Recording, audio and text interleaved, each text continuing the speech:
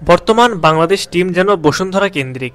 বসুন্ধরায় খেলা ফুটবলারদের সুযোগ দিতে গিয়ে অনেক প্রতিভাবান বিদেশি ফুটবলারদের হারিয়ে ফেলতেছে বাংলাদেশ।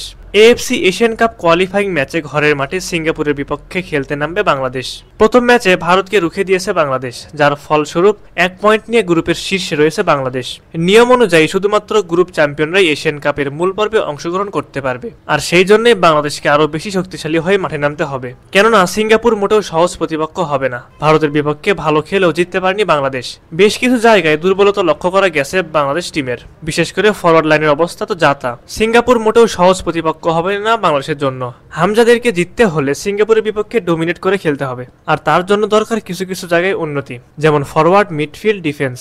এই 3 জায়গাতেই যদি কিছু পরিবর্তন করা যায় তাহলে বলাই যায় সিঙ্গাপুরকে হারানো সহজ হবে। তবে এই পরিবর্তনগুলো অবশ্যই হতে হবে দলের স্বার্থে। এখানেও যদি সিন্ডিকেট ছড়িয়ে পড়ে তাহলে সিঙ্গাপুরের বিপক্ষে গুরুত্বপূর্ণ ম্যাচে হারতেও পারে বাংলাদেশ। বর্তমানে বাংলাদেশ টিমে বসুন্ধরার কিছু অচল ফুটবলার রয়েছে, যাদেরকে দল থেকে বাদ দিয়ে যদি বিদেশি কিছু ফুটবলারকে অন্তর্ভুক্ত করা যায় তাহলে বিষয়টি দলের জন্য বেশ কার্যকরী হবে। বিশেষ করে ফাহমিদুল ইসলামকে দলে না নিলেই নয়। ভারতের বিপক্ষে ম্যাচে আমরা দেখেছি ফাহমিদুলের অভাব হারে হারে টের পেয়েছে বাংলাদেশ।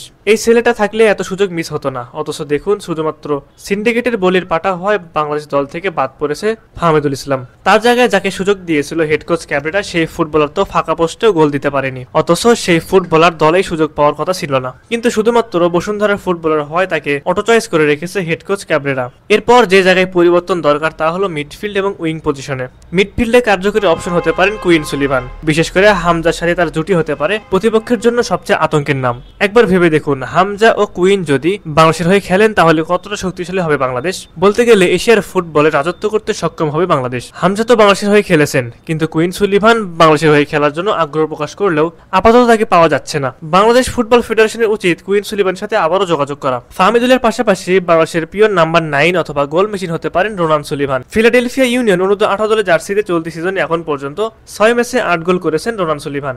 বাংলাদেশ ফুটবল ফেডারেশনের উচিত রোনান সুলিভানের উপর নজর দেওয়া। তাকে যদি সিঙ্গাপুর ম্যাচে পাওয়া যায় তাহলে দলের জন্য ভালো কিছুই হবে। সুপ্রিয় দর্শক, আপনাদের কাছে কি মনে হয় সিঙ্গাপুরের বিপক্ষে ম্যাচ জিততে হলে কোন কোন জায়গায় পরিবর্তন আনা দরকার? অবশ্যই আপনারা আপনাদের মূল্যবান মতামতটি আমাদের কমেন্ট করে জানাতে ভুলবেন না।